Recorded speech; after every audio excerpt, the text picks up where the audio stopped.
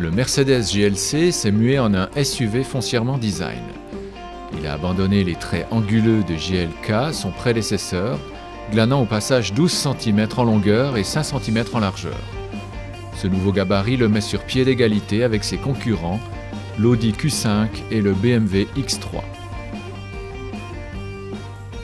Le prix du GLC 250D s'élève à 52 400 francs pour la version de base, mais l'exemplaire testé, richement doté en options, atteignait tout de même la coquette somme de 91 499 francs. L'habitacle du GLC 250D est digne d'une Mercedes. Il règne une ambiance feutrée dans ce décor fait d'inserts noirs piano, d'alus brossés et de chrome.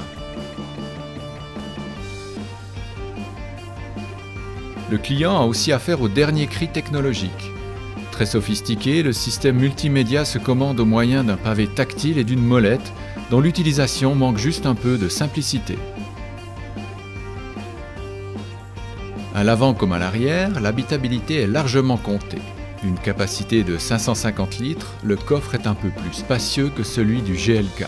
On apprécie le système électrique de rabattement de la banquette qui permet de porter le volume à 1600 litres sur un plan de charge plat.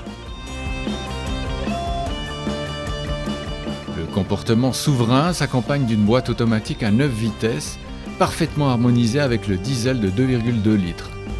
Les changements de rapport sont à peine perceptibles et le couple du moteur de 204 chevaux est consistant dès les bas régimes. En raison de ses nombreuses options, l'exemplaire testé n'accusait pas moins de 2,1 tonnes à vide sur la balance, soit 300 kg de plus que la version de base. Cette surcharge pondérale ne se ressent pas trop dans les enfilades, d'autant plus que la direction active, très directe, participe au plaisir de conduite. En revanche, elle pénalise un peu les accélérations, mais la barre des 100 km/h départ arrêté est tout de même franchie après 8,3 secondes. Le toucher de route velouté du Mercedes GLC est mis en valeur par des sièges cuir confortables, une discrétion absolue et la suspension pneumatique en option. Optionnel lui aussi, le pack d'assistance comprend notamment l'alarme d'angle mort et l'aide active au maintien dans la voie de circulation. La consommation moyenne mesurée lors du test s'élevait à 7,9 litres au 100, ce qui est raisonnable. Enfin, le GLC est habilité à tracter une remorque de 2,5 tonnes.